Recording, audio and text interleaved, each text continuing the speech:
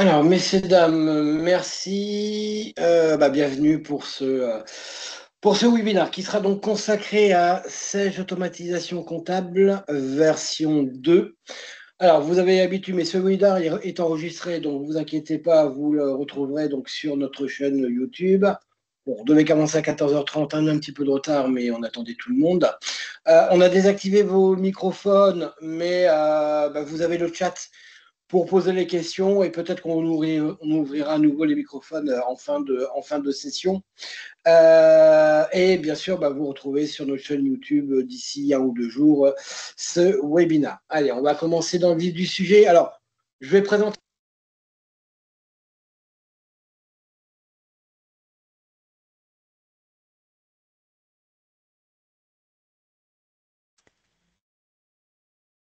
Grégory, je me permets, on n'a plus le son de notre côté.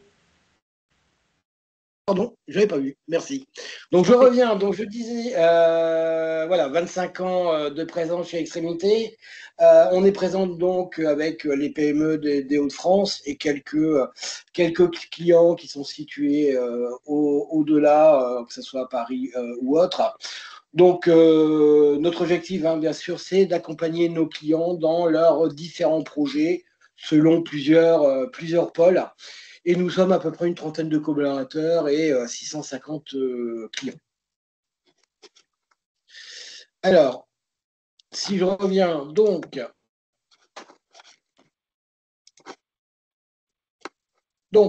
quelques références que vous avez déjà vues, je ne vais pas rester sur ça, mais simplement pour montrer que on peut toucher tout type d'activité.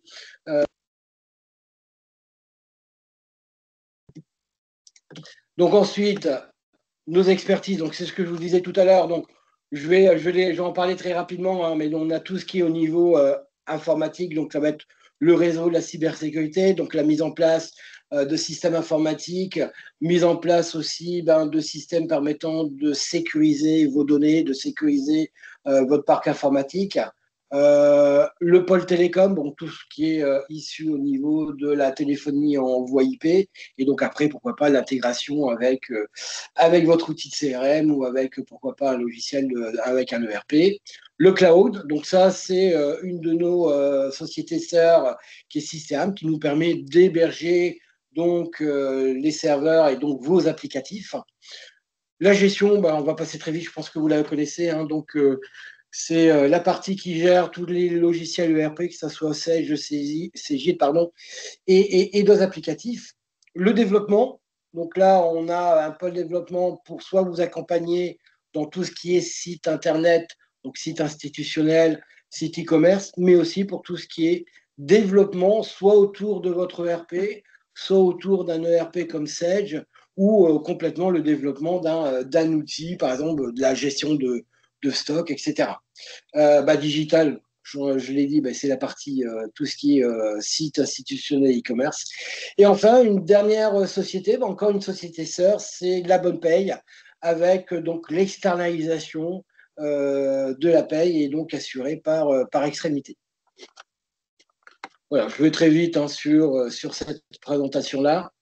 Alors, si on arrive dans le vif du sujet, donc au sommaire, on va revenir un petit peu sur le cas d'usage de la réception des factures, surtout avec la réforme de la facture électronique. On va aller très vite, mais c'est important de revenir sur ça.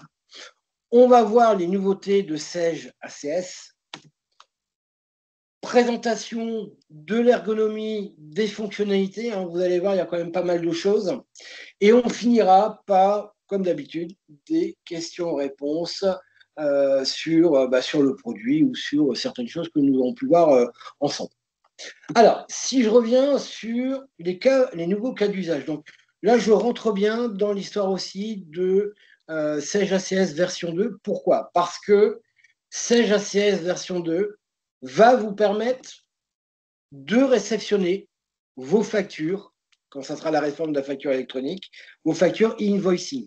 Donc, je précise bien, invoicing, tout ce qui est facture B2B et franco-français. Donc, Sage ACS pourra les récupérer et le traiter. Alors, pourquoi? Parce que Sage ACS vous permettra, de capturer la facture, donc on le voit dans la schématique, de gérer l'écriture comptable, mais ça, vous le connaissez déjà, de gérer après la facture et de l'archiver, et c'est ça qui va être important, et surtout après, de gérer la partie gestion des paiements avec les différents cycles de vie. D'accord? Pour ceux qui ont participé donc à la réunion qu'on avait fait donc en juin, donc je précise bien, vous avez un outil qui est SècheGCC qui permet de récupérer uniquement les factures et invoicing, mais qui ne garde pas trace de la facture. C'est-à-dire qu'il la réceptionne, vous la validez, ça part en compta, mais la facture n'est pas gardée dans une bibliothèque informatique. SècheACS, justement, vous permettra de faire exactement la même chose, mais la grosse différence, c'est que, vous allez pouvoir la garder dans votre, on va dire, bibliothèque informatique avec votre classement. Et ensuite, vous allez avoir toute la schématique pour justement le cycle de vie. Mais en plus, comme vous le savez, SècheACS fera aussi, et comme le fait déjà actuellement, c'est la réception des différentes factures, que ça provient de vos exports, que ça provient des non assujettis, etc., par toujours le même système, c'est-à-dire soit par je le dépose manuellement, soit par incorporation via une adresse mail, comme vous utilisez, je crois principalement l'adresse mail générique, soit via la recherche directement dans le portail de votre fournisseur. Et là, on retrouve les mêmes éléments, l'ossérisation, l'automatisation de l'écriture comptable, et on va retrouver pour les deux, que ce soit les invoicing ou soit les autres factures, le workflow de bon à payer et le système d'archivage. D'accord? Donc, ce que je précise bien, c'est que SècheACS va être votre socle aussi pour la réforme de la facture électronique, surtout dans le but de conserver les différents documents qui seront transités par les PDP. Alors, là aussi, SècheACS version 2, ça va être des nouveautés. Ça va vous permettre deux nouveautés. La première, ça va être le traitement multidocument et surtout la mise en place d'une GED qui va vous permettre d'archiver vos documents, d'accord, selon votre organisation, de gérer ce système de workflow et de mettre de la signature électronique. Alors ça va arriver bientôt. De mémoire, c'était juillet, donc mi-juillet. Donc vous allez pouvoir intégrer à ce que vous avez déjà en SècheACS la possibilité de mettre en place cette GED. D'accord? Donc ce sera un module complémentaire. La deuxième chose, et là, ça aussi, c'est quelque chose qui est très important. Comme vous savez que Sage est PDP, Sage va pouvoir réceptionner vos factures de vente.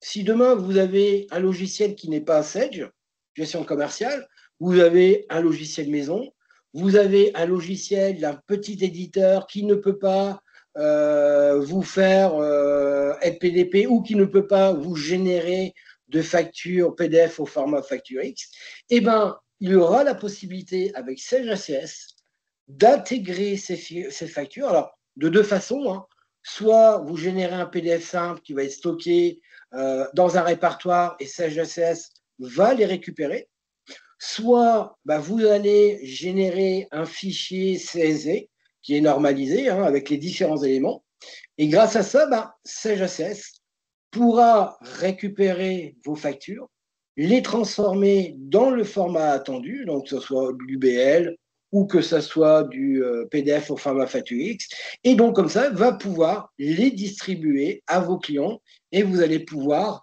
comme ça, correspondre à la réforme de la facture électronique. Donc les deux nouveautés, c'est la GED, et le deux, c'est si vous avez un outil qui ne vous permet pas de générer des factures au format attendu par la DGFIP, SageACS pourra le faire, et comme ça, vous pourrez diffuser vos factures B2B sans aucun problème. Et on reviendra sur ça si vous avez bien sûr différentes questions. Alors, on va faire une présentation de SageACS V2. Donc, mon but, c'est de vous montrer les nouveautés. D'accord? Si après, on doit aller un peu plus loin dans le détail, on verra au fur et à mesure. On prendra peut-être un rendez-vous si on veut voir certaines choses. Donc, si je vais basculer, hop, mon Sage ACS. Je vais arrêter mon partage à ce niveau-là. Je vais le mettre sur l'autre écran. Il sera beaucoup plus visible. Voilà, je vais le faire sur cet écran-là. Alors, certains ont déjà basculé sur Sage ACS, d'accord, parce que il y a eu une migration qui a été faite au fur et à mesure. Hein, donc, cette migration, ça a été fait depuis début mai, et donc ils ont migré au fur et à mesure différents clients. Là, tout le monde a été basculé au 30 juin. Hein, donc, tout le monde a été basculé sur la version V2. Hein, donc, vous le voyez ici à l'écran. Vous voyez bien mon écran. Je pense que c'est bon. Sandra, tu me confirmes? Elle me confirme. Voilà. Tout à Donc, fait, vous je te voyez bien. confirme, Greg. Voilà, merci. Vous voyez bien ici, hein, c'est la bascule de CSV2. Alors, pour l'instant, vous pouvez encore rebasculer en V1. On en reparlera un petit peu, mais vous avez toujours la possibilité. A priori, la date, elle a été annoncée au 31 juillet. Au 31 juillet, il n'y aura plus de V1. Tout le monde va passer sur la V2. Alors, ce qu'il faut préciser dans un premier temps, c'est que ce n'est pas une mise à jour de la version V1. La V2, ça a été réécrit en totalité. Donc, c'est ça qui est important à préciser. Ce n'est pas une simple mise à jour majeure comme on peut avoir dans certains logiciels. Non. L'outil a été réécrit. Alors, a été réécrit pour plusieurs raisons. Premièrement, on était sur un système un peu obsolète. Donc, on est passé sur une ergonomie, je pense que vous le voyez déjà à l'écran, qui est beaucoup plus agréable. Ça permet aussi de mettre en place des sécurités. D'accord. Et surtout, c'est pour se préparer à la réforme de la facture électronique et intégrer, comme on a expliqué tout à l'heure, les différents modules, dont toute la gestion de PDP de Sage. Donc voilà, ça c'est important. Alors c'est pour ça que certains, vous avez vu certains dysfonctionnements qui sont corrigés assez rapidement par l'éditeur. Mais ce qui est tout à fait normal, c'est que le logiciel a été totalement réécrit. Alors, si je reviens un petit peu sur l'ergonomie, vous allez retrouver exactement les différents onglets. Ça, vous n'êtes pas perdu. Là, on va être un petit peu perdu. Ça va être dans certaines recherches de fonctionnalités. Par exemple, vous voyez ici, la société. Avant, j'avais l'habitude de cliquer là au milieu pour aller rechercher la société. Et vous allez le retrouver dans un menu qui est totalement différent. Donc ici, vous voyez, je vais chercher mes utilisateurs, alors qu'avant, je vais chercher ici au milieu. Si je veux aller rechercher les sociétés, je vais aller à chaque fois dans les différents menus. Là où on retrouve le plus, c'est la touche administration. Vous voyez, vous n'avez plus d'onglet administration. Ils ont simplement rajouté ici donc un petit icône de paramétrage sur lequel vous allez retrouver les différentes fonctionnalités. Et là, par contre, il n'y a pas de nouveauté. Donc, quand vous allez dans les données, que vous allez dans les catégories documents pour gérer vos scénarios, vous arrivez toujours au même endroit et vous allez retrouver toujours les mêmes fonctionnalités en fonction de vos scénarios. D'accord? Toujours la possibilité de revenir en arrière, hein, ça n'a pas changé. D'accord? Possibilité de cliquer directement pour revenir au menu que vous voulez, hein, que ce soit, vous voyez, tableau de bord, comptabilité. On va retrouver exactement les mêmes menus. Donc, la particularité, c'est ici. On va retrouver le Customer Voice, d'accord? On va retrouver ici, bien sûr, l'aide en ligne et surtout, l'aide qui va vous intéresser, c'est toute la partie sur la nouveauté de la V2. Hein, vous pourrez parcourir. Et on va retrouver ici, pour ceux qui l'ont activé ou qui ont pris l'option, les différents modules. Donc, ce que vous retrouvez ici, au-dessus, alors vous n'avez peut-être pas ECM, vous n'avez peut-être pas demande d'achat, parce que vous n'avez peut-être pas fait l'acquisition de ces modules. D'accord? Donc, demain, quand il y aura le module de l'AGEL que vous allez faire l'acquisition, ce module apparaîtra ici. D'accord? Donc, ne soyez pas surpris si vous ne les retrouverez pas. Si je reviens sur le tableau de bord, ouais, on a un visuel qui est beaucoup plus à l'ère du temps. Je reviens sur la partie comptabilité. Alors là, sur la partie comptabilité, les petits ajouts qui paraissent peut-être anodins, mais vous avez la possibilité, si la ventilation comptable a été faite, au lieu de rentrer dans la pièce, de visualiser, vous voyez, afficher les comptes. Donc, si vous avez ce petit symbole qui apparaît, ça veut dire que la personne a déjà affiché, a déjà fait sa ventilation comptable, et on retrouve, ben voilà, on a utilisé le 606 4000, on a utilisé le 445 avec les montants associés. Donc ça vous évite de rentrer directement de logiciel, ça vous permet d'avoir l'information directement en un seul clic. D'accord? Au même titre, vous voyez, vous avez rajouté. Alors, la question aussi qu'on m'a posée, comment on fait pour supprimer? Mais il n'y a plus le bouton supprimer. Alors, vous avez le petit icône ici de poubelle suppression, d'accord? Mais vous avez aussi, si vous sélectionnez les factures, les boutons qui vont s'activer au niveau de la suppression ou au niveau de la relance de la reconnaissance. D'accord? Donc voilà, ça, c'est des petites habitudes qu'on avait, on retrouvait facilement. C'est vrai qu'ils ont rajouté différents icônes qui permettent d'y accéder directement ou des boutons qui sont cachés mais qui sont activés dès l'instant qu'on sélectionne des lignes, comme c'est le cas ici. Vous avez toujours la possibilité, et là, de paramétrer vos colonnes, d'accord? Donc avec même chose, rajouter pourquoi pas des nouveaux colonnes ou enlever les colonnes si ça ne vous convient pas. Donc ça, c'est vraiment totalement libre. Et vous avez aussi l'incorporation qui se fait soit manuellement. Donc la même chose, on a du glisser-déposer qui est beaucoup plus agréable que ce qu'on avait avant, où je vais sélectionner les dossiers.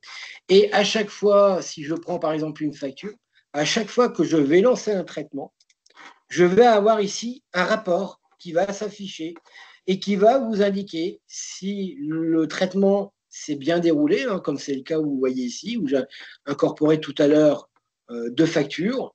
Donc ça vous permet tout de suite en temps réel de voir si, premièrement, mon traitement s'est bien effectué ou si j'ai une anomalie, hein, ce qui permet de le visualiser tout de suite et pourquoi pas de s'en occuper que plutôt d'attendre que le traitement se fasse. Ça, c'est des choses qui peuvent arriver. Si je rentre dans le vif du sujet, donc si je rentre, par exemple, je vais prendre cette facture-là, alors là, vous allez voir que pour certains, la présentation est différente de la mienne. Pourquoi? Parce que je vous laisse le choix de 3 présentations. Je pense que par défaut, c'est ça doit être celle-là, je pense. Voilà, où on dit, voilà, j'ai mon visuel de la facture sur la gauche et je retrouve mon visuel au niveau de tout ce qui est en tête, au niveau du corps et au niveau du pied, comme vous avez aujourd'hui sur la version V1. Mais vous avez la possibilité de basculer pour faire le contraire, voilà, ou de l'avoir sur, on va dire, 3 écrans, où je vais retrouver la pièce, je vais retrouver les informations liées à l'entête et au pied, et ici, je vais retrouver les lignes de mon devis, enfin de ma facture, pardon. D'accord? Donc là, à vous de voir ce qui vous convient le mieux en termes de présentation. Alors moi, je suis vieux jeu, je suis resté sur cette présentation qui me convient. Autre nouveauté, c'est la meilleure visibilité des zones obligatoires qui ne sont pas renseignées. Vous voyez ici, il me dit j'ai 3 erreurs de détecter. Et il va, par le biais de ce petit icône, m'indiquer quelles sont les zones qui ne sont pas renseignées et sur lesquelles je vais devoir renseigner si je veux passer à l'étape suivante. Et là, vous voyez bien, mon bouton transférer ne s'activera que lorsque j'aurai renseigné mes zones obligatoires et 2, lorsque j'aurai fait ma ventilation comptable, etc. D'accord? Bien évidemment, le but, c'est qu'il va mémoriser. Hein, ça n'a pas changé, donc je ne vais pas vous l'expliquer en long, en large, en travers, vous avez l'habitude. Je vais choisir, vous voyez, mon scénario, sur lequel, là, il me manque l'information sur le mode de règlement. Et là, vous voyez, là, déjà, il m'a activé. D'accord? Donc là, il m'a enlevé mes zones sur lesquelles c'était des zones obligatoires.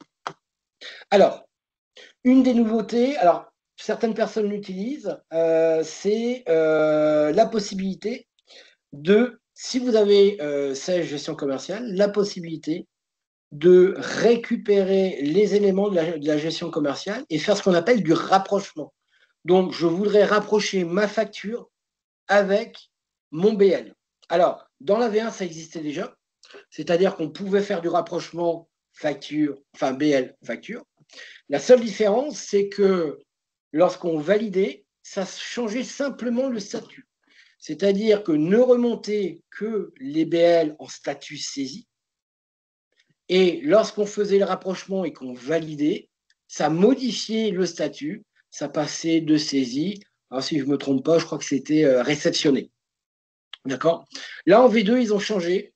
C'est-à-dire que là, j'ai une transformation de mon BL en facture. C'est-à-dire que ici, je vais retrouver ma facture.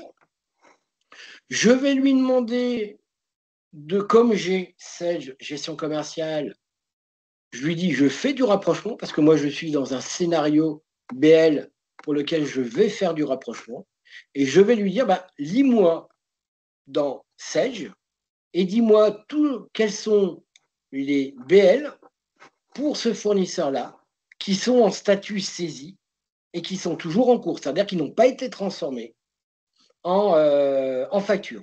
Donc là, il m'a retrouvé 2 BL par rapport à une date donnée, mais je peux dire, je ne prends pas cette date donnée et je lui demande de me faire apparaître les différents BL.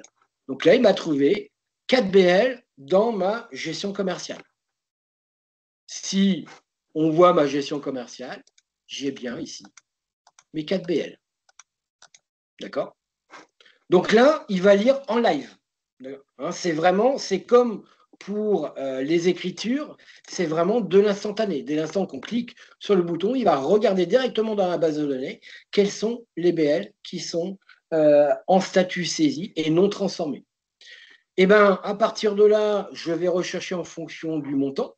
D'accord? Donc, je peux filtrer et donc rechercher en fonction d'un numéro de pièce, d'une référence que j'aurais mis dans mon BL, d'une date donnée ou pourquoi pas même d'un article. Parce que ce qu'il faut savoir aussi, c'est que oui, ça remonte les BL, mais ça va remonter aussi l'ensemble de vos articles qui sont dans votre GESCOM.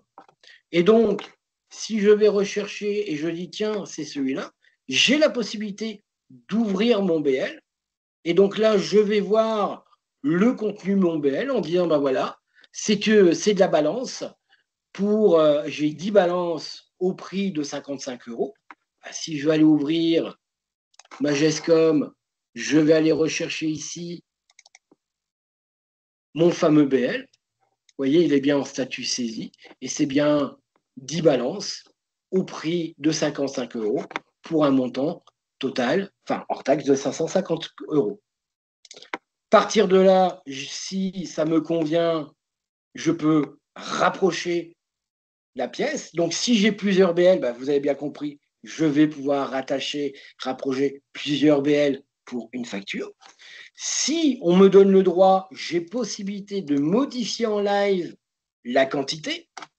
J'ai un exemple, j'ai un BL, j'en ai reçu que 9, j'ai une facture, j'en ai 10, j'ai la possibilité de le faire et de pourquoi pas gérer un écart.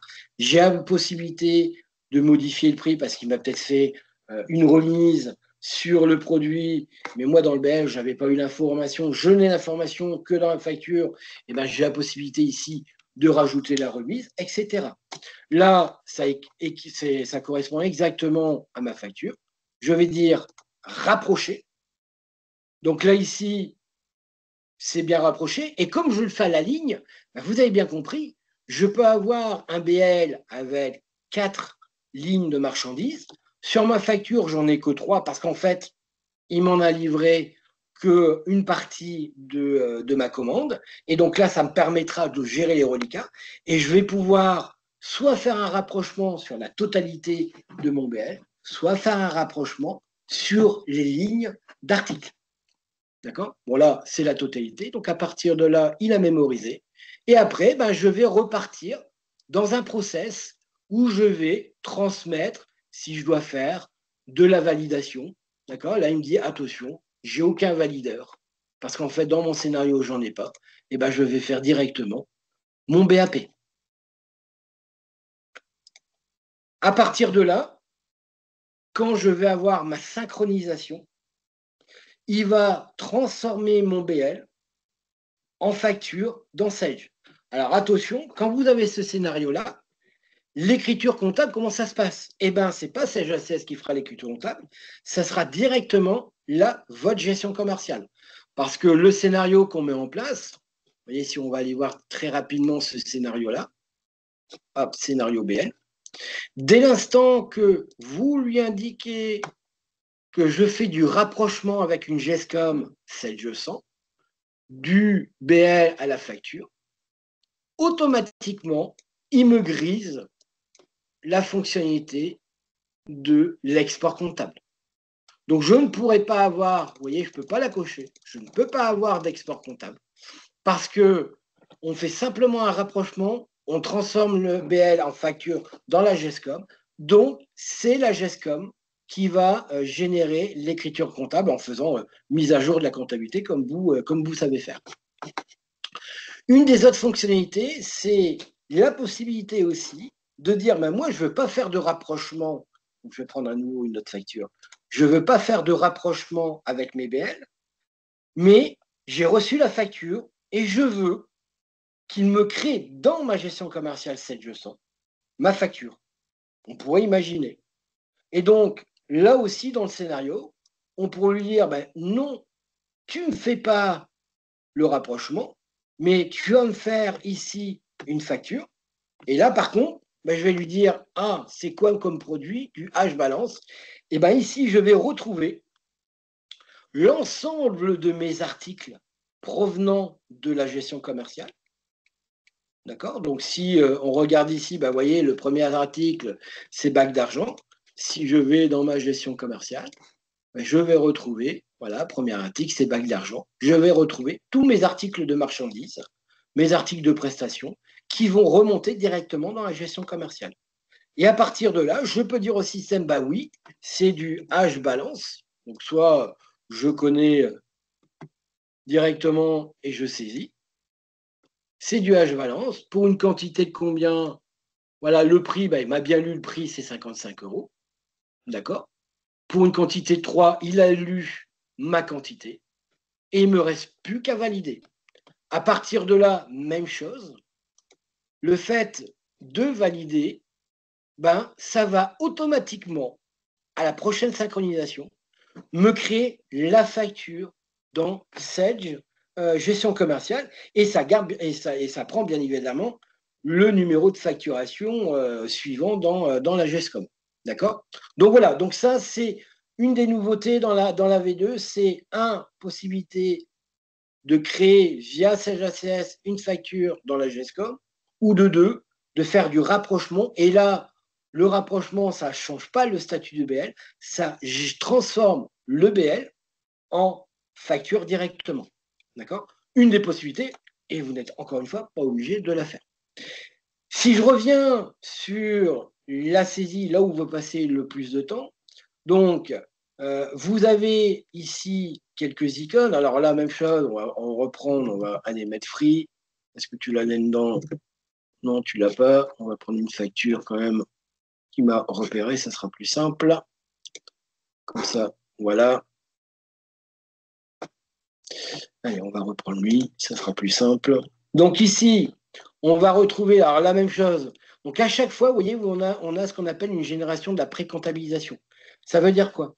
Ça veut dire que par rapport aux factures que vous allez rentrer, comme vous le savez, Sage ACS, lui, il mémorise les informations. Et donc, quand vous allez reprendre à nouveau cette facture-là, il va faire sa proposition d'écriture. Vous voyez, là, il a déjà renseigné les informations. Il a déjà, si je mets mes informations en disant, bah voilà, c'est du classique, c'est des frais généraux, c'est pour l'agence de Paris, d'accord? Je peux lui demander de régénérer les propositions d'écriture parce que j'ai changé de traitement ou j'ai changé de fournisseur. Et là, il va regarder par rapport à ce que j'ai déjà fait pour ce type d'écriture. Bah là, j'ai encore rien fait, mais sinon, il va regarder pour ce type de facture ce que j'ai déjà fait et il va me proposer par défaut la dernière écriture que j'ai faite. Il me reste simplement, bah, bien évidemment, comme vous faites actuellement, de contrôler, de vérifier et bien sûr de faire le nécessaire. Alors, là aussi, ce qui est important, hein, dans la V2, on fait de la comptabilisation beaucoup plus simplement à la ligne. Hein, comme vous le savez, on n'est pas sur de la comptabilisation au pied de page, mais on fait à la ligne parce que pour une facture, on peut avoir des articles, on peut avoir des frais annexes, on peut avoir de la prestation, et bien évidemment, ce n'est pas les mêmes comptes. Et là, dans cette gestion, c'est beaucoup plus simple. D'accord ? Vous avez la possibilité après d'avoir ici ce qu'on appelle l'activité. L'activité, c'est quoi ? Eh ben, si je sais, bien évidemment, c'est la traçabilité de tout ce qui a été fait. Hein. Donc là, on l'appelle plus dans l'activité. Donc ça vous permet de tout ce qui a été fait. Donc si je reprends une facture qui a déjà été traitée, ben, vous allez voir, par exemple celle-là, vous allez voir que dans l'activité, ben, on va avoir les informations pour savoir qui a activé, voilà, ici, qui a entré le document, qui a validé le bon à payer, à quelle date, quelle heure. Donc ça, c'est la traçabilité du document, comme vous avez. La seule différence, c'est qu'ils ont mis dans un petit onglet activité. Et bien évidemment, toujours la possibilité de rajouter des pièces jointes. Donc la même chose, si demain vous avez besoin de rajouter la commande correspondante, vous avez besoin de rajouter différents fichiers, bah, vous avez la possibilité, sans aucun problème, de rajouter directement des fichiers. Alors attention, hein, bien sûr, à la taille, mais vous avez la possibilité de rajouter des fiches complémentaires. Je reviens sur les factures. Donc, vous voyez ici, on a aussi, c'est un petit peu prendre l'habitude, mais les différents icônes. Vous voyez ici, c'est des factures. Eh ben, j'ai la possibilité directement de faire un retour en arrière. Donc là, il faudra s'habituer aux nouveaux icônes hein, qui vous permettent de dire je veux faire un retour en arrière. Et vous voyez, je n'ai pas besoin de rentrer dans la pièce. Directement, je peux faire un retour en arrière. Alors attention, vous le savez très bien, retour en arrière. Si la comptabilisation s'est déjà faite, je ne peux pas faire de retour en arrière. Là, c'est mes fameuses factures que j'ai transformées, enfin mes fameuses factures, oui, que j'ai transformées en factures. Vu que ma synchronisation n'a pas encore été faite parce que chez moi, elle est en fonction de heures bien précises, je peux directement faire un retour en arrière. Donc là aussi, c'est assez intéressant de pouvoir. Ça m'évite de rentrer dans la pièce et de dire je rentre dans la pièce, je vais aller faire un retour en arrière. Bah, on a un icône qui nous permet de le faire pratiquement en live. Et ça, c'est quand même beaucoup plus agréable à ce niveau-là. Et ça permet de voir bah, ce que je peux faire. Sinon, bah, ça veut dire que j'étais obligé de refaire un retour en arrière. Vous voyez ici, alors vous allez me dire, bah oui, c'est bien, mais il est où le retour en arrière? Voilà, le petit icône, il faut s'y habituer encore une fois.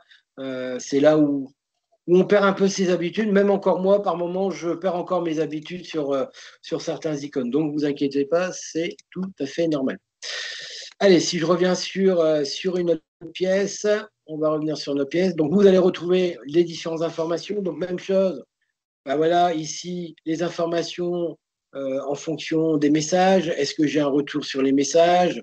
Donc, voyez, ça, c'est les icônes qui ont changé, mais vous allez rien perdre par rapport à ça.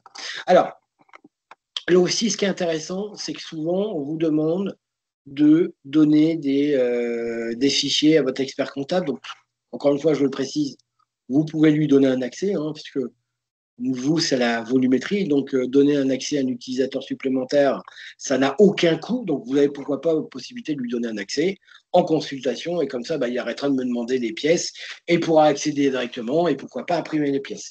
Sinon, si réellement vous avez besoin de lui générer, bah, ce que vous avez la possibilité de faire, de dire, bah, par exemple, je veux avoir toutes les factures, par exemple, je veux prendre mes factures de frais généraux, bah, je pourrais dire, bah voilà, je vais aller rechercher mes factures de frais généraux, donc je demande une recherche avancée, je vais aller rechercher le type de facture, et à partir de là, bah, je vais pouvoir, donc là, je vais prendre mes frais généraux, on va valider ma recherche, donc là, il va me faire afficher toutes les factures concernant les frais généraux, et maintenant, bon, je ne vais peut-être pas tous les prendre, on va en prendre quelques-uns, voilà. Et maintenant, je peux dire, bah voilà, je vais faire un export. Donc là, à qui je veux faire l'export? Donc, vous voyez, je peux sélectionner et enlever des colonnes parce que j'en ai pas besoin. Et je peux dire, bah voilà, génère-moi l'export. Et là, directement, il va me créer un fichier, donc il va m'envoyer par mail, et que je vais pouvoir, vous voyez, donc là, il va me préparer, alors je l'ai demandé plusieurs fois, mais là, il va me préparer mon fichier. Il va me l'envoyer directement à moi, hein, parce que vous avez renseigné votre mail. Il va m'envoyer à moi le mail. Et ça va me permettre de l'avoir en fichier zip, de l'avoir en fichier Excel. Et donc, la liste, je peux comme ça l'envoyer directement. On va peut-être ouvrir ma boîte à Outlook. Je vais recevoir comme ça mon fichier que je vais pouvoir après directement le télécharger et lui envoyer. Donc, il va avoir un fichier Excel. Et dans ce fichier Excel, voilà, hop. Donc ici, vous voyez, je récupère un lien. On va aller directement le rajouter. Donc, ce sera un lien de téléchargement. Donc, je vais récupérer le fichier sous format zip, donc pour une question de volumétrie. Et si maintenant, je vais aller directement extraire mon zip, on va l'extraire ici, c'est pas gênant, voilà, extraire ici. Donc là, il va me faire deux choses. Il va me créer un fichier Excel, d'accord? Alors, qui est ici, mon export. Hop, on va l'ouvrir.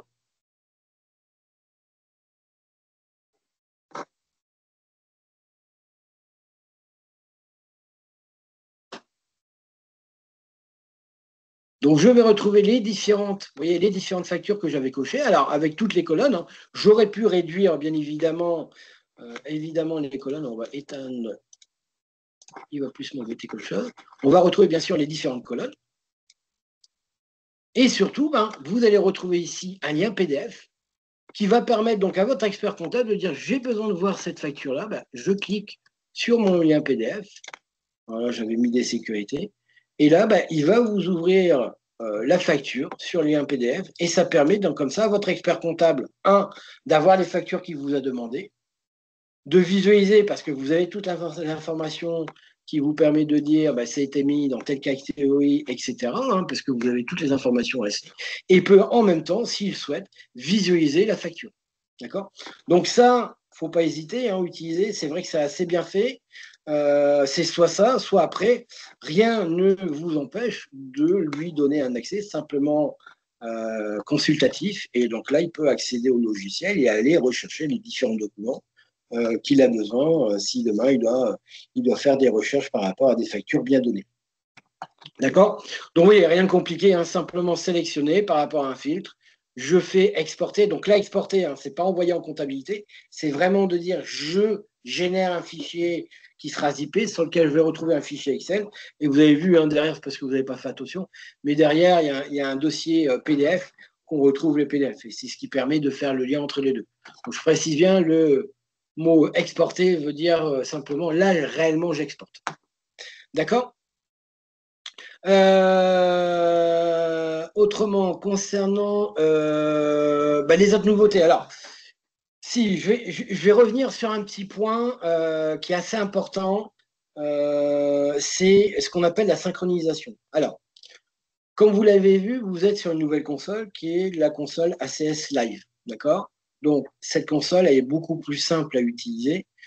Et surtout, elle permet de dire quand je crée une nouvelle société, quand je paramètre une société, je n'ai pas besoin d'aller sur mon serveur. Et là, sur le serveur, je vais créer la nouvelle société, etc. L'avantage, c'est que ça permet de créer directement. Donc, vous voyez, quand je vais ici, si je vais ici dans société, là, je vais retrouver mes différentes sociétés. Et c'est à cet endroit-là que je vais renseigner les informations. D'accord? Donc, c'est à cet endroit-là que je vais renseigner sur tout ce qu'on appelle mes fameux connecteurs. Alors qu'avant, on faisait ça directement et c'est assez simple. Le fait d'avoir ça aussi, c'est que, comme vous savez, alors certains ont activé la comptabilisation en live. Donc, dès l'instant que j'ai saisi ma facture, que je l'ai envoyée à un premier valideur, si mon scénario me dit que la facture se fait à la validation, à partir de là, l'écriture comptable va partir en live en 2-3 secondes. Dans votre comptable, vous avez l'écriture comptable. D'autres sont restés sur l'ancien système où ils attendent la prochaine synchronisation. Alors, là, deux choses sont importantes. La première, je parle au niveau des connecteurs, c'est que la synchronisation, avant, elle se faisait dans la console qui était installée sur le serveur.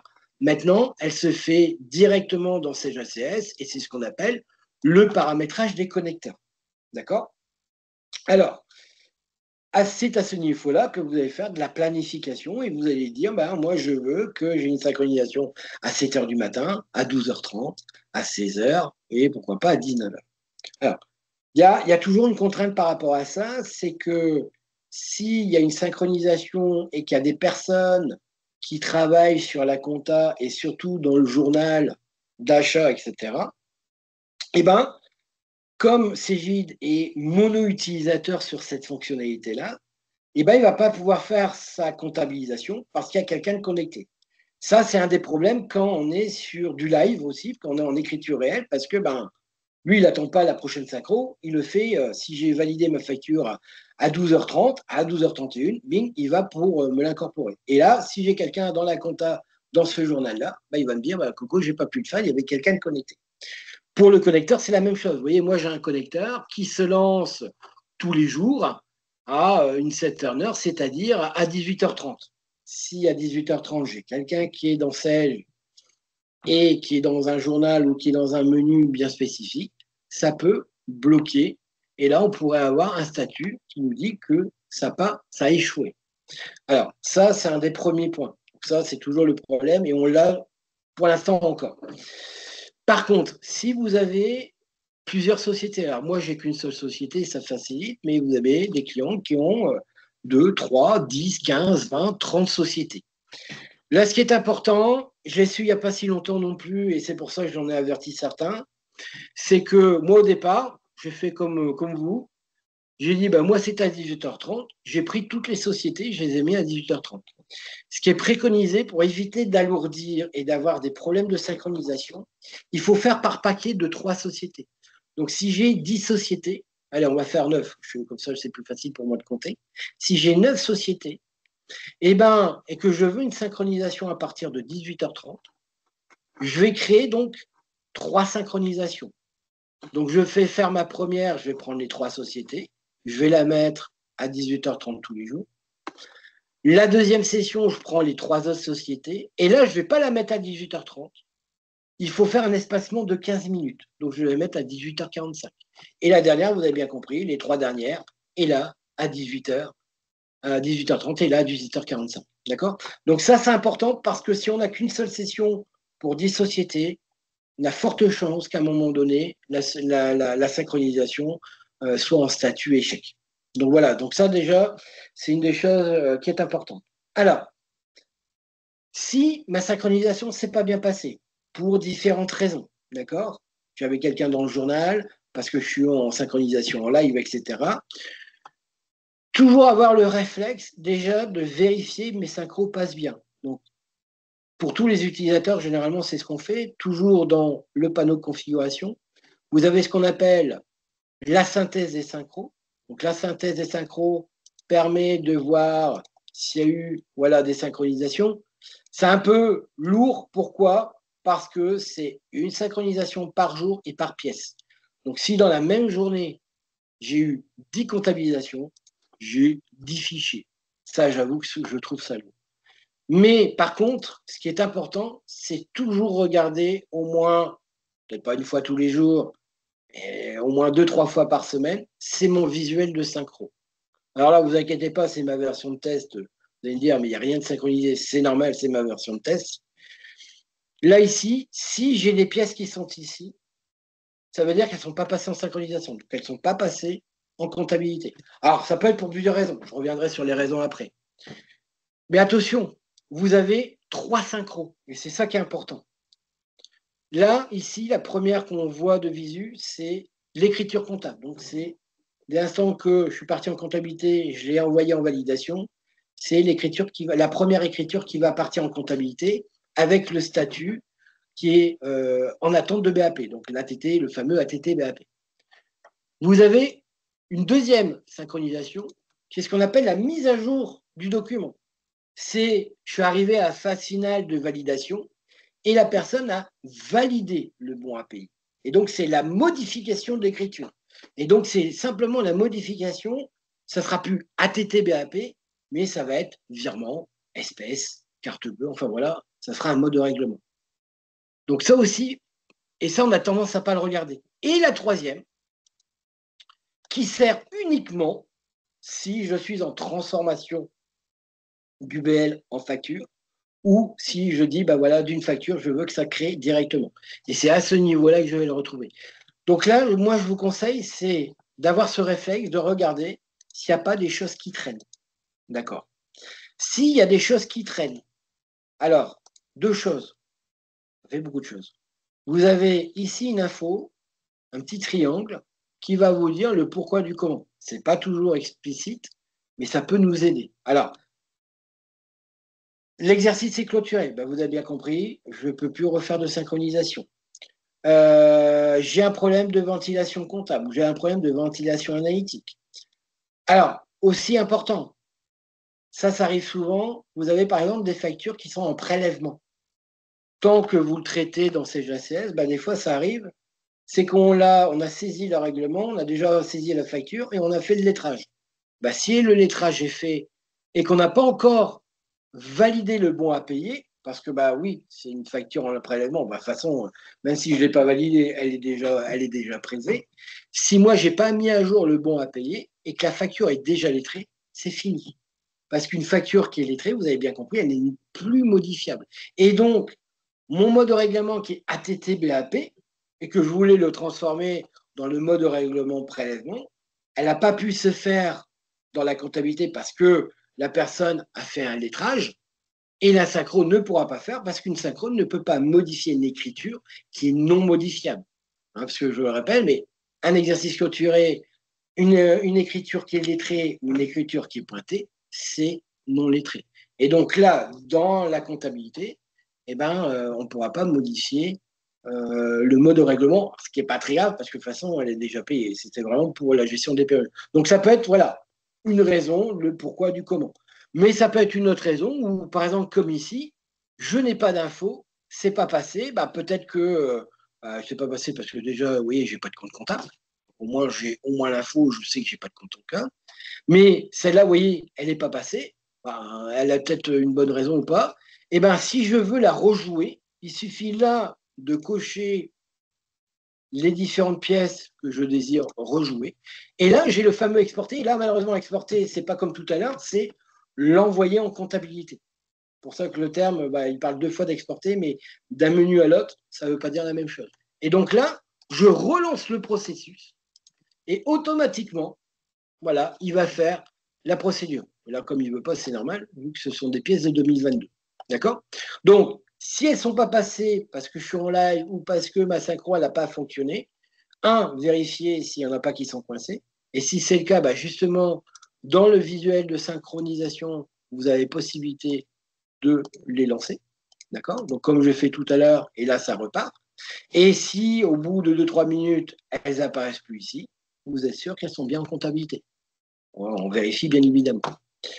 Sinon, si vous avez besoin de lancer une synchronisation plus importante, parce que cette synchronisation-là, c'est que pour l'écriture, d'accord? Mais dans la synchronisation que vous avez planifiée, il n'y a pas que ça. Ça récupère aussi d'autres éléments. Bah oui, vous avez créé un nouveau fournisseur, vous avez créé un nouveau compte comptable.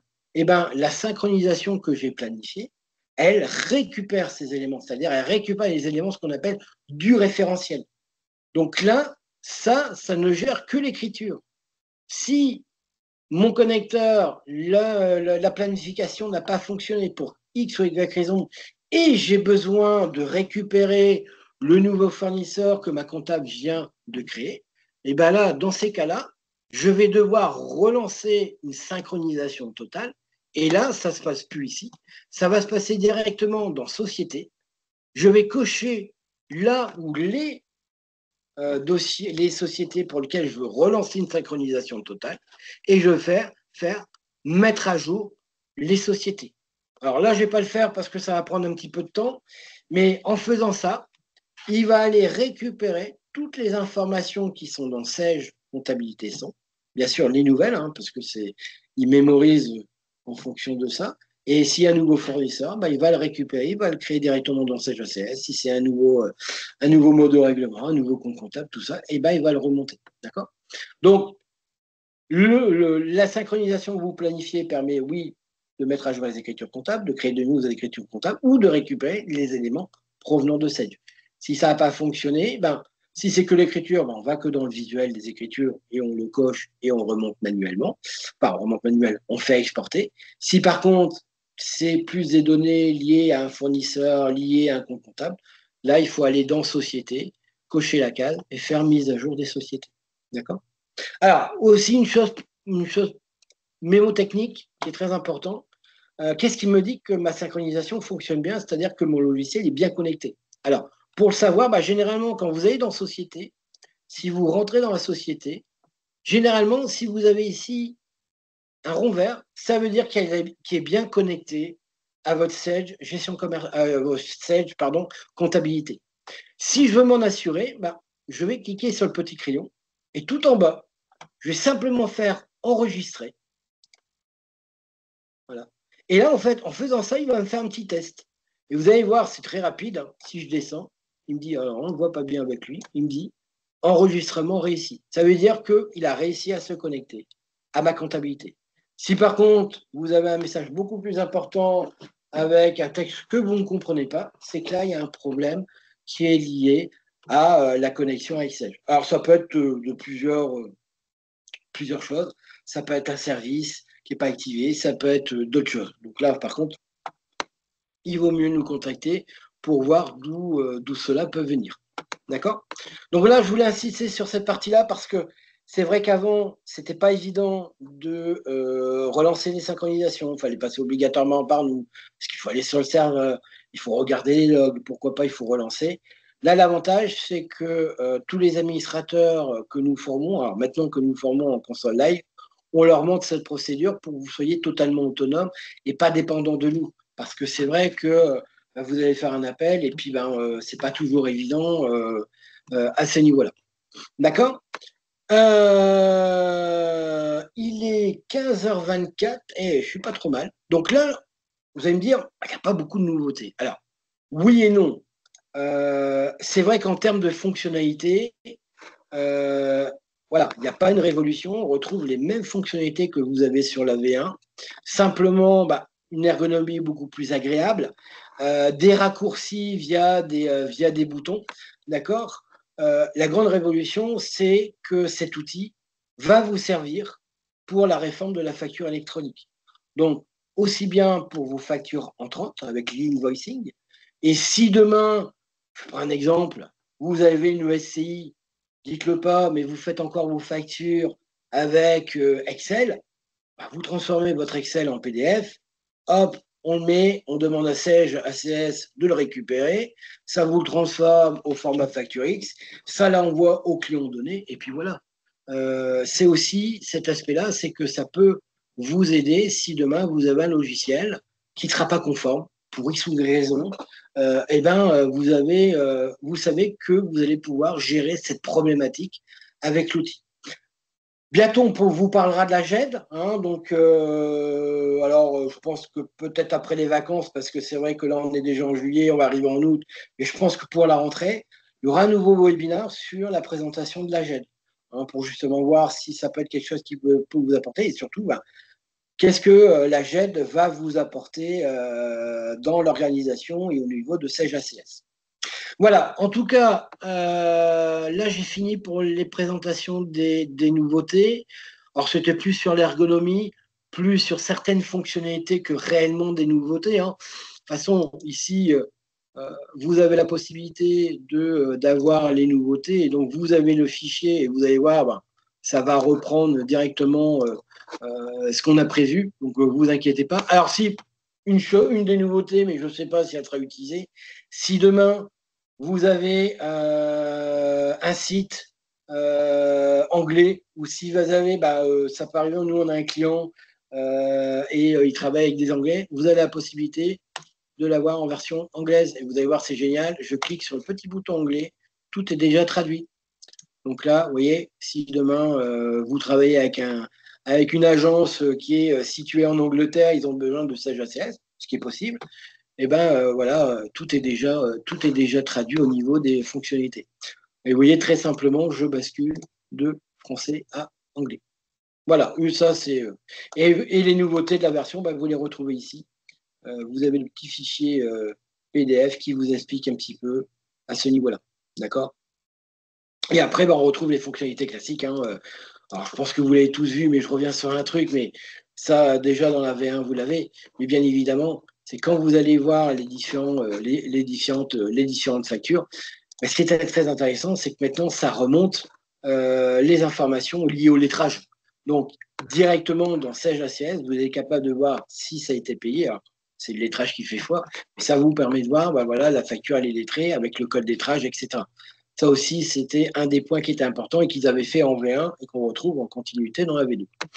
Voilà, pour moi, c'est bon. Je ne sais pas s'il y a des questions. Alors là, je demande peut-être à Sandra ou Sandra, si tu es là, est-ce qu'il y a des Oui. questions? Je n'ai pas regardé. Oui. Alors, on a une question de Madame Dufresne, mais c'est plus lié à son souci personnel, j'ai envie de dire. Je pense qu'il y a eu un appel qui a été ouvert à la hotline. Et je pense Ouais. que tu as ouvert un ticket auprès de Ouais. l'éditeur. Et je crois que c'est toujours en cours. Donc, c'est plutôt Alors, une question. il est vrai. Alors, il est vrai qu'il y a encore certaines fonctionnalités. Alors, on parle de Madame Dufresne, mais il y en a d'autres. Il y a certaines fonctionnalités qui sont en cours de résolution. Comme je vous l'ai dit, c'est que c'est pas une simple mise à jour, c'est une réécriture totale du logiciel. Et il est vrai que au départ, alors ceux qui sont basculés au mois de mai rapidement, voilà, ils ont eu pas mal de petits soucis parce que certaines choses ne fonctionnaient pas bien ou pas comme avant, etc. Alors, AKO, hein, que vous connaissez, hein, qui est vraiment l'éditeur, a mis en place une cellule, je ne vais pas dire de crise, hein, mais une cellule qui permet de retracer tous ces éléments-là et de pouvoir les corriger. Alors, pour ne pas vous le cacher, nous, on a un accès sur leur site qui nous permet de voir tout ce qui corrige au fur et à mesure. Aujourd'hui, voilà, on va dire 97% des petits problèmes de dysfonctionnement ont été corrigés. Il en reste encore quelques-uns. Je prends un exemple, c'est l'analytique par questionnement que certains utilisent, où là, c'est en phase de correction. Et le but, hein, c'est pour ça que la deadline, c'est le 31 juillet, mais le but, c'est que tout soit corrigé pour qu'au 31 juillet, tout le monde utilise la V2 dans sa quasi-totalité.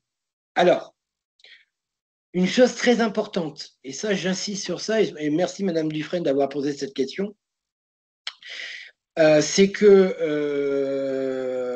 il ne faut surtout pas naviguer de V1 à V2. Il ne faut pas qu'il y ait des personnes qui travaillent sur la V1 parce qu'ils disent oh, la V2 c'est pas terrible et puis il y a eu des bugs donc je ne veux pas. Parce que ça, par contre, ça pose des problèmes. C'est-à-dire que quand vous allez passer en V2, vous allez dire mais je ne comprends pas, moi, le logiciel.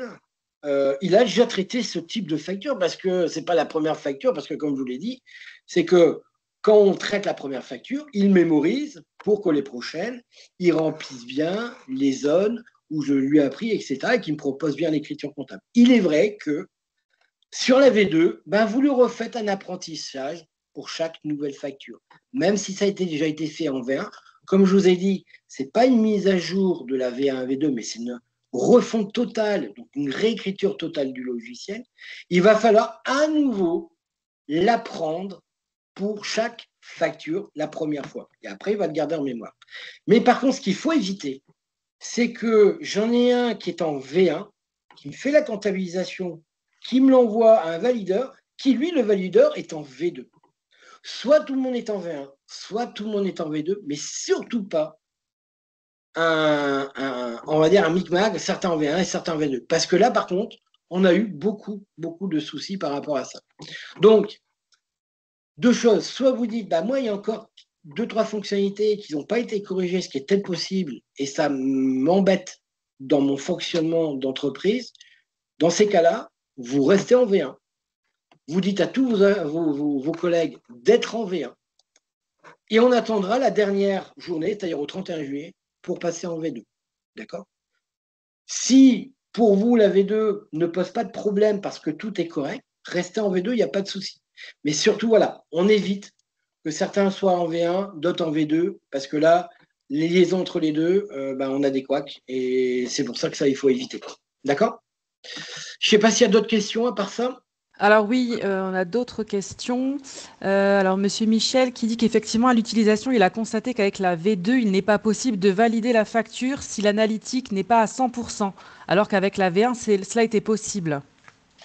Ouais, alors ça, par contre, il est vrai que on a demandé que l'analytique soit à 100% pour éviter tous les problèmes. Donc là, je ne pense pas qu'on reviendra en arrière. C'est-à-dire qu'aujourd'hui, c'est préférable, alors après, on peut toujours le demander, hein, mais il est préférable que l'analytique soit à 100% parce que c'est toujours le problème. Si ce n'est pas à 100%, ben, faut y penser et ça peut poser des problèmes. Donc là, l'éditeur, lui, s'est dit non, non, il faut que l'analytique soit à 100%. À moins que, alors on pourrait refaire le test, hein, mais que dans le paramétrage, on lui dise que je ne veux pas que l'analytique soit à 100%. Est-ce que c'est encore faisable? C'est une très bonne question. Je remercie. On va regarder vite fait.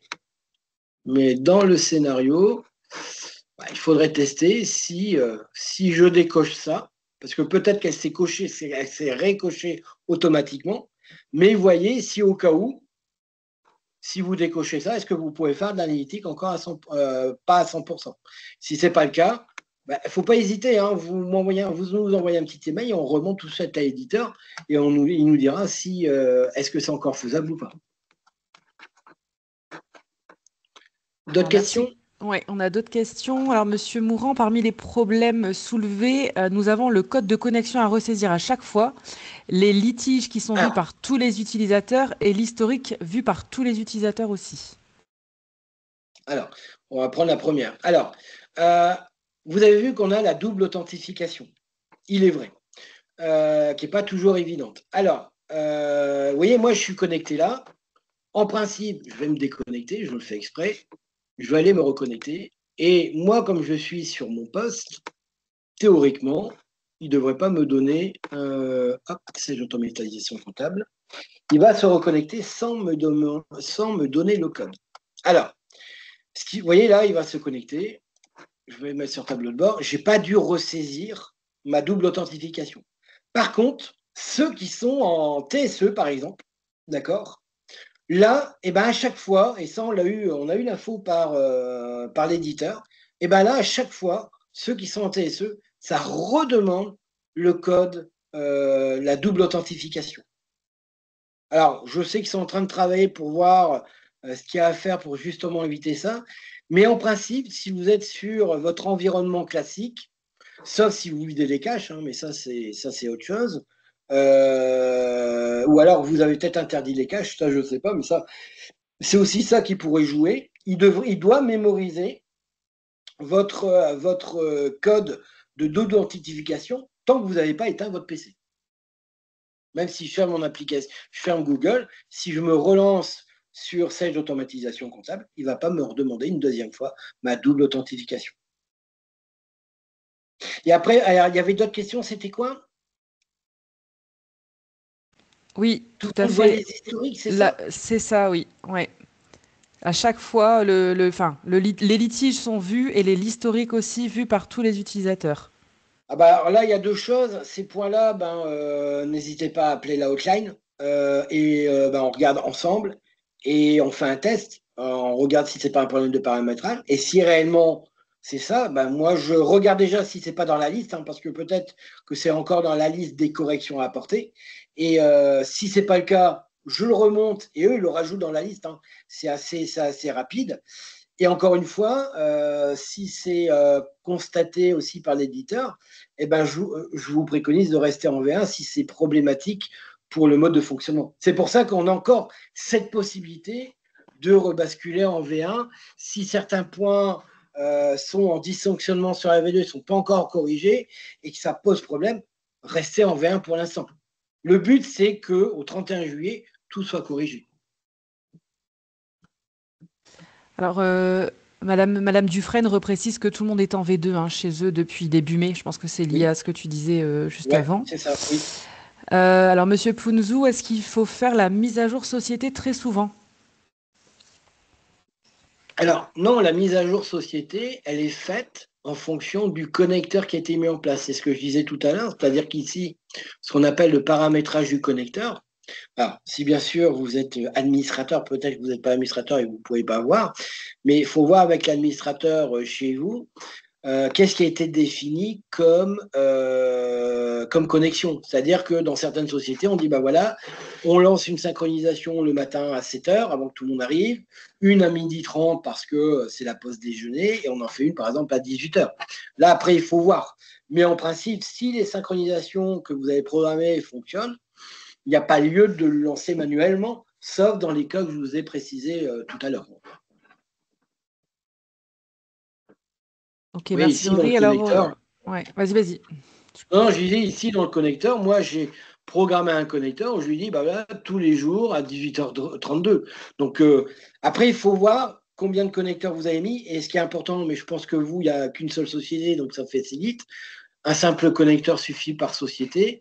Mais si vous dites je veux plus de récurrence dans ma synchronisation, bah, je peux en rajouter. Mais alors attention, encore une fois, et je le précise, si vous faites une synchronisation pendant que les gens y travaillent, là, on risque d'être en échec. C'est pour ça que généralement, les synchronisations, on met dans des heures où il n'y a pas de personnes qui travaillent dans cette.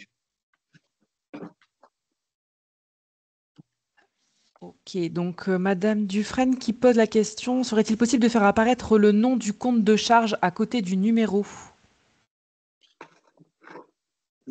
Le nom du compte de charge, c'est-à-dire quand je suppose dans les factures ici, là ici, parce que j'avais dit qu'on avait un petit icône qui permet de voir la ventilation comptable. Je vois Madame Dufresne qui pianote, donc on va attendre Alors son... après, il ne faut pas hésiter, quand il y a des demandes comme ça, parce Oui, on qu'après, c'est peut des activer le demandes micro d'amélioration, ou se rappeler. n'hésitez pas, vous avez ce qu'on appelle toujours ici, vous voyez la petite ampoule, le fameux Customer Voice, Oui. qui vous permet de faire des demandes de suggestions et d'amélioration du produit. Et encore une fois, je précise, hein, c'est valable pour tous les produits Sage, que ce soit comptabilité, moyen de paiement, etc. C'est vous qui êtes les grands utilisateurs des logiciels.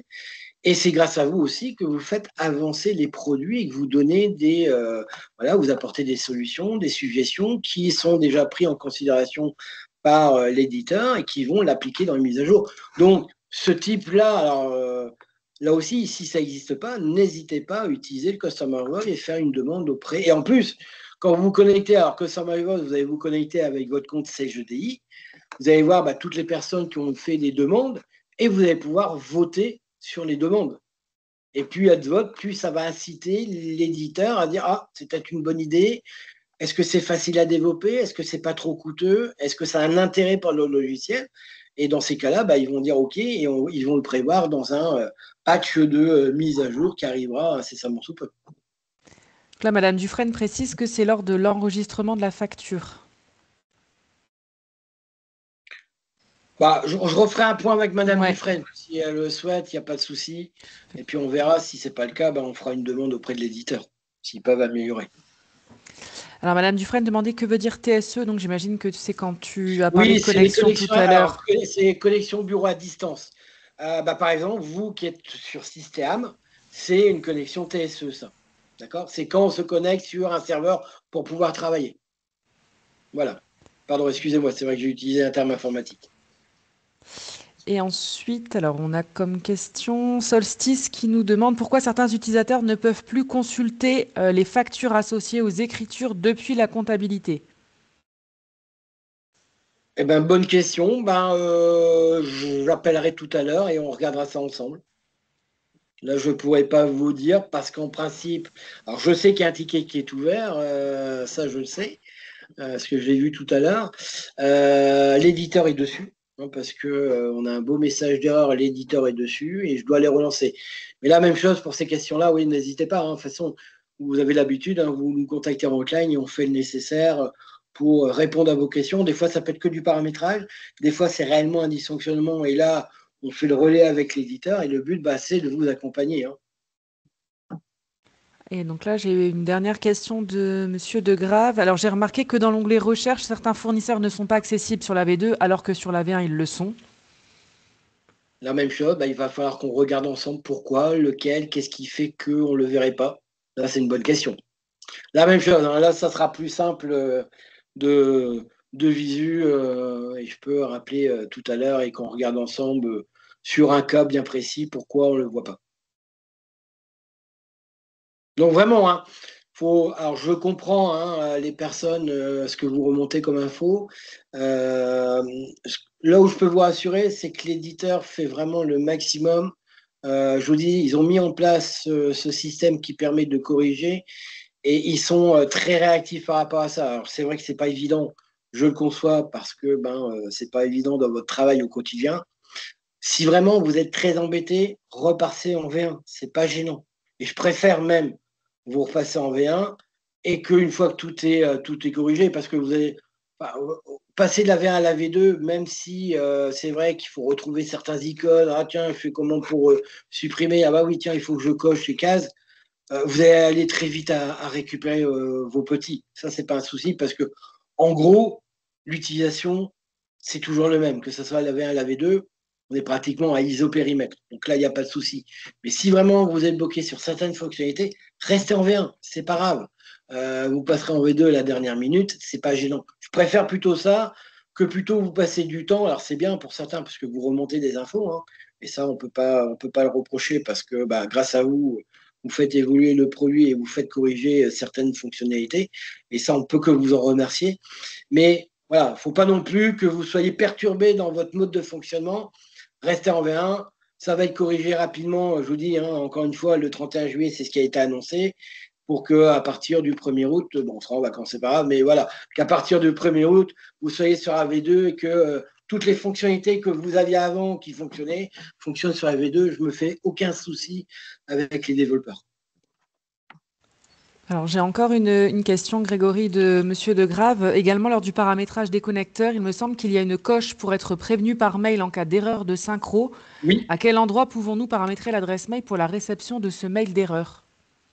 Alors, ça va être dans les constantes, si je ne me trompe pas, mais ça, je reviendrai, hein, je vous rappellerai, mais dans les constantes, c'est là où vous savez, vous mettez un peu les différentes alertes, et on va pouvoir mettre, si je ne me trompe pas, il faut que je regarde. J'avoue que là, c'est une très bonne question, je ne l'avais pas préparé. Je vais regarder, non mais je reviendrai sur ça et j'enverrai même un mail à tout le monde pour le paramétrer. Mais oui, c'est vrai qu'ils ont rajouté cette fonctionnalité-là pour que vous soyez tenus au courant si la synchronisation s'est mal passée. Mais ça, je regarderai, je ferai un mail pour tout le monde, comme ça, il n'y aura pas que Monsieur De Grave, même si c'est lui qui a posé les questions, tout le monde aura l'information. D'accord. Alors, j'ai encore une question. On peut retirer l'analytique obligatoire pour les entreprises qui ne l'utilisent pas? Bien sûr, bien sûr. Ça, c'est vos scénarios. C'est-à-dire que quand vous allez dans les données et que vous créez vos catégories de documents, que moi j'appelle scénario, hein, vous voyez ici, j'ai un scénario BL.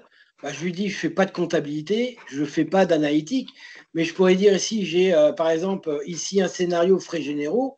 Si demain, pour cette société-là, parce que les scénarios, c'est propre à la société, donc si j'ai 3-4 sociétés, je peux avoir des scénarios totalement différents, et je peux dire, tiens, dans frais généraux, moi, je ne gère pas pour cette société-là l'analytique, je vais décocher l'analytique. Je dis oui, je fais de la compta, je décoche l'analytique. Au même titre, demain, on l'a déjà vu, j'ai des entreprises qui utilisent Sage ACS simplement pour du stockage de factures. Donc pour l'utiliser vraiment comme armoire numérique où j'ai classé mes factures dans une armoire informatique. Et eux, ils ne veulent pas de comptabilisation. Ils décochent ici la comptabilisation, d'accord? Et ils vont simplement archiver les factures qu'ils vont recevoir. Et il n'y aura pas de comptabilisation et il n'y aura pas, bien sûr, d'analytique. Donc ça, oui, il n'y a aucun problème.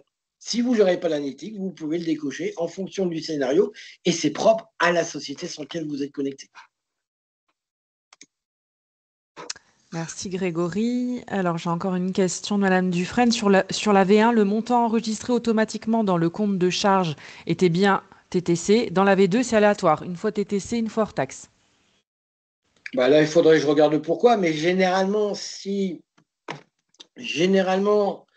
ça va être en fonction de la facture, mais si généralement vous êtes sur de la gestion de TVA, vous voyez là, je prends une facture, il va me prendre ici mon hors-taxe et il va rechercher. Alors là, je dois avoir des frais complémentaires, mais c'est vrai que c'est des factures un peu compliquées Ouais, il y a des frais supplémentaires ici. Mais il va rechercher ça.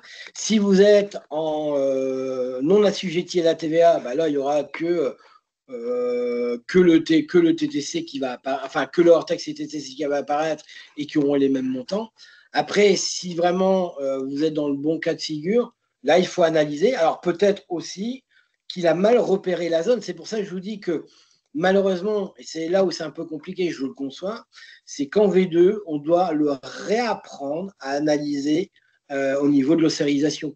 Donc, les premières fois, ben, pour chaque facture, la première fois, on va devoir l'aider à mieux ossériser. Et en principe, il reconnaît bien, mais ça peut être la zone hein, qui n'arrive pas bien à lire. Vous voyez, là, il trouve bien 1 100 euros. Vous voyez, en positionnant, il voit bien les zones. Donc, pourquoi pas ne cliquez sur la zone et déjà, ça permet de voir, ah, est-ce qu'il me l'a mis au bon endroit? S'il ne me l'a pas mis au bon endroit, eh ben, je vais l'aider. Je vais lui dire, ben non, le hors-taxe, c'est pas là, je l'enlève et je vais lui redire, ben, le hors-taxe, c'est ici, par exemple. Vous voyez? Et je vais lui dire, le hors-taxe, c'est ici. Et ben, la fait automatiquement. Ouais, Madame Dufresne précise que normalement, nous ne devrions pas avoir de montant hors taxe. Eh bien, si vous ne devez pas avoir de montant hors taxe, ça veut dire que vous devez avoir simplement que deux colonnes, une qui s'appelle hors taxe, une qui s'appelle TTC, et c'est le même montant. Il n'y a pas de TVA. Ça veut dire que votre dossier doit être non assujetti à TVA. Donc ici, dans les totaux, vous devez avoir que hors taxe et que TTC qui sont identiques.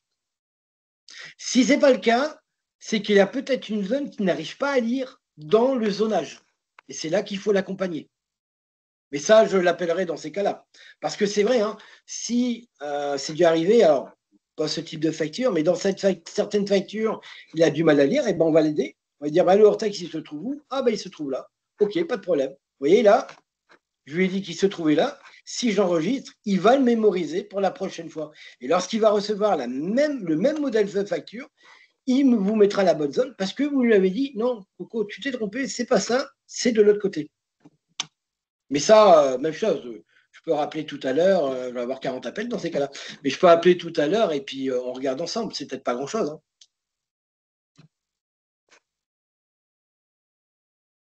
Ok, merci Grégory. Alors, j'ai pas d'autres questions. Bah ouais, En bah tout non. cas, voilà, je pense que j'ai pas Bon. d'autres questions. Alors, en tout cas, bah, je vous remercie d'avoir participé. Le but, hein, c'était vraiment de faire un point avec vous sur la V2, le pourquoi du comment. Qu'est-ce que ça apporte de plus? Alors, c'est vrai qu'il y a quelques couacs, je ne vais pas dire le contraire, je vais arrêter mon partage, on va pas le nier. Mais là où je peux vous rassurer, c'est que ça a vraiment été pris, et pour bien connaître la société AKO, c'est qu'ils sont vraiment très à l'écoute et font vraiment le maximum. S'il y a moins de dysfonctionnement, voilà, ils vont le corriger pour que on soit au 31 juillet, on soit tous tranquilles et qu'on soit tous dans cette version-là et pouvoir travailler sereinement. Donc, vous inquiétez pas pour ça, mais n'hésitez pas à nous contacter. Hein, si vous avez besoin, vous nous contactez et nous, on fait la relation, on regarde si ce n'est pas un problème de paramétrage et si vraiment on constate la même chose que vous, on le remonte à l'éditeur et l'éditeur, très rapidement, le corrigera. Voilà, en tout cas, merci.